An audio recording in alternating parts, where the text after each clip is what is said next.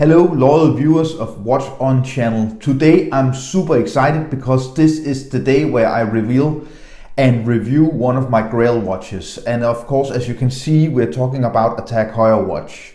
And probably from the intro you already know what watch this is. And this is actually one of my all-time Grail watches. I've been in love with this watch for many years, and I think it's a completely unique watch compared to a lot of other watches, and it has a unique history. So this is a very exciting review for me to do. Well, here it is, and let me just show you the box and the watch. So of course an outer cardboard box, and what I got was this original TAG Heuer strap, and it's very worn. So this watch is from 2003, probably from 2003. This watch was introduced in 2003, and I believe this strap has been on the watch for all these years, so it's pretty worn out. But I was also very fortunate to get this original TAG Heuer leather strap, so I have this leather strap as well. And I got a third leather strap, which I now fitted the watch on. You get the manual and the different papers here in this leather pouch here. And of course you get the inner box, which is a nice kind of leather box. And of course we're talking about the TAG Heuer Monaco. A few months ago I did a long article on my blog. You can find the link to the article down below, where I discussed 4 chronograph watches that I'm really in love with, that I would like to have in my collection, or at least at some point try to own and enjoy for some years. And one of those is the Monaco. Actually, I would say the Speedmaster is on the top of my list, but I got such a good price for this watch. I really won an auction and got a really nice price, so I decided to, of course, go with the Monaco, and I haven't really regretted that for a second. So this is the TAG Heuer Monaco, and this watch was originally introduced in 1969. And was actually not a racing watch. It's today associated with racing and the Le Mans movie from 1971 with Steve McQueen. But actually, originally this watch was made for architects and business and fashion people. It was actually not a racing watch, but it really had got no success whatsoever. So it was actually, they managed to get it in Le Mans, the Le Mans movie from 1971, and then it took off. And since then this watch has been a true legend. So it got a revival in Breaking Bad, the TV series Breaking Bad, where the main character Walter White wears a TAG Heuer Monaco as well. So it got a revival several years ago, and it's just one of the top chronograph watches, such a legendary watch, and you won't find any watch that looks exactly like this. They reintroduced the TAG Heuer Monaco in 1997, and in 2003 they did this model, which is a little closer to the original from 1969, but still some other features than the original watch. So the model number of this is CW2113, and it was, as I said, introduced in 2003. And I believe this particular watch is about 10-12 years old, and it was really worn and beat up, but I managed to shine it up. As you can see in the video, you'll see a card up here, and you'll find a link down below if you want to see how I really got this watch back to life. So I got this leather strap with the watch as well. This is not an original TAG Heuer leather strap, but it's a high quality leather strap, and I fitted the original TAG Heuer butterfly clasp or deployed clasp to the strap here. So let's have some dimensions, and this watch is 38 millimeters in diameter. So it's a completely square watch, so you get the same diameters. 22 millimeter lock width here, from lock to lock. 46. And it's only 14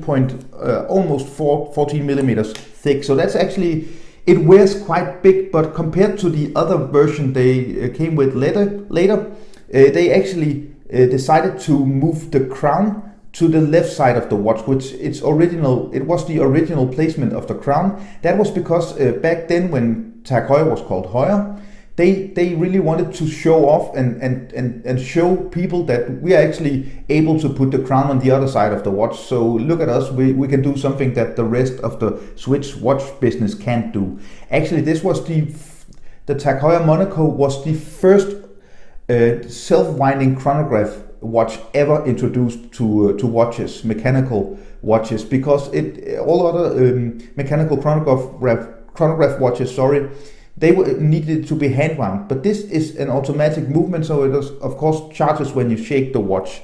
Some other things about this watch is, of course, that it's stainless steel, high polish on the top, high polish on the sides here, and then you get brushing on this side. The case back you can see here, TAG Heuer Monaco, Swiss made, water resistant only to 30 meters, so this should never get anywhere close to water, I would say. This is fitted with an ETA caliber 2894 movement. It has a power reserve of 40 hours. And as you can see here, with the dial, you can see in the light, this is a sunburst dial. And also the watch reintroduced later with only the Heuer logo and the crown on the left side, it was actually also a deeper blue. So this is a matter of taste if you like the sunburst style, but I think this sunburst style looks amazing when you wear the watch out in the light. It really pops on your wrist. Also, you can see you have these very nice kind of old school red chronograph hand and second hand, and of course you also got the chronograph here. So on the side here we have a signed crown, and these are the two pushers for the chronograph movement. So the upper pusher engages the chronograph, and then it starts running here. So essentially a chronograph is a stopwatch, and then it starts running here. You can count up to 30 minutes on this watch, this TAG Heuer Monaco watch. What is also a bit special with this watch is that the crystal here is plexiglass, like the old watches and also the old Speedmaster watches. It's actually plexiglass, which was why I was able to actually shine it up with some polishing, so I could get all the scratches out of this crystal. So it's not sapphire. So this is a very delicate watch. You have to really be careful if you wear this watch and you buy this watch, of course, because of the water resistance, but also because of the crystal. So it's really prone for scratches. This is by no means a real sports watch. This is by all means a watch that you want to wear as a dress watch or an everyday watch to the office or something like that. And I must say, I super much enjoy this watch. It's a watch that I'm going to keep in my collection forever. Compared to the Heuer version, the re-edition with the Heuer logo and the crown on the left side, this is 38 millimeters as I showed you in diameter. The other is 39 millimeters, but a little bit thinner. So if you think that you don't like the watch as thick as this really boxed crystal plexiglass you have here, then the other is the option for you.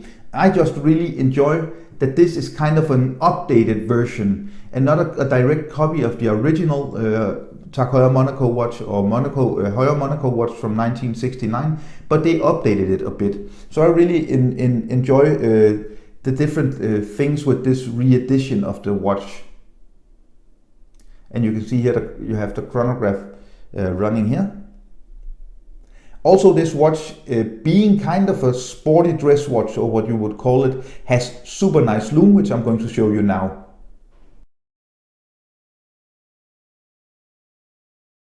Okay, so let's have a look at the watch from other angles. I really like these very short locks. This means that the watch wears a bit smaller. It is a watch which I will show you in a few seconds, that wears quite big even if you have a larger wrist, because it's a box. It's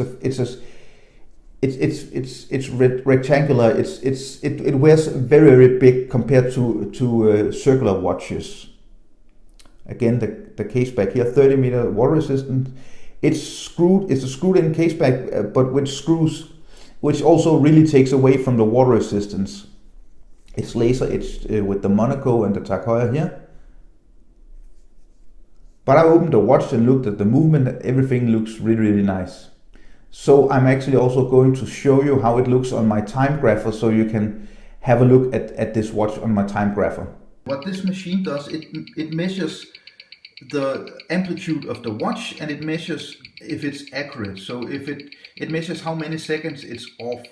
And considering this watch is a watch that is just about maybe 12 or 15 years old,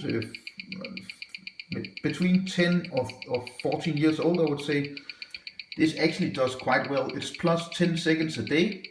That is without the chronograph running, of course. And as you can see, the amplitude is 209. You would like an amplitude at about 280 to 300. And this means that the watch, the different mechanical parts in the watch needs to be looped with it needs to have some oil. And I can go to a watchmaker and have it oiled, and then you will probably see that this watch only is about 3 or 4 seconds off, and you will have an amplitude of up to 300. Okay, and welcome back. So now we had the chronograph running here. I want to stop it. So you stop it here. What is a thing you should consider if you're considering this watch? These pushers are extremely hard to push. You really have to put some force into it. I actually enjoy it because it makes you interact with the watch instead of just a watch where they're really soft. You just push. I think it makes a nice interaction with the watch. And then down here you can reset the chronograph. And as you see, it's a snapback. It just snaps right back, which is a super nice feature if you're timing something and you need to time something again. Then you actually are able to fastly snap it back. As you can see, you have the hour markings and the minute markings and even the second markings in a circle in here on the dial. You get Monaco TAG Heuer logo up here in white. Very, very tastefully done, in my opinion. Automatic chronograph. Swiss made down here at 6 o'clock, and above 6 o'clock you get the date window, which I actually think everything is it's a strange layout of the dial, but somehow it just really works. I think this is just so unique, and it really works. And you can also see that you get different layers with the chronograph and the running seconds. At 3 o'clock you get the running seconds and the 30-minute counter chronograph sub-dial here at 6 o'clock, 9 o'clock, sorry. And you can see it's kind of a sandwich dial, because the main dial is put on top of this dial, which really gives the watch a nice dimension. When you look at the watch from different angles, you really get some nice dimensions here. So this was my review of one of my all-time grail watches, which I'm super happy I got a good deal on, and I can recommend this watch to anybody. And just before I wrap up this review, of course, I would like to show you a wrist shot. So my wrist is 7.1 inches, which is about 18 centimeters. And this is how it looks on my wrist. This watch comes with different types of leather straps, but you can also get it with a steel bracelet. I think it really doesn't work. This version actually was the first one to come with a steel bracelet from the re-editions. This is a watch I have gotten a lot of compliments about. I think people who are not into watches really don't understand this watch, but people who are into watches already, they really know the legend of the TAG Heuer Monaco. So I feel a little like Steve McQueen when I wear this watch, or even maybe Walter White from Breaking Bad.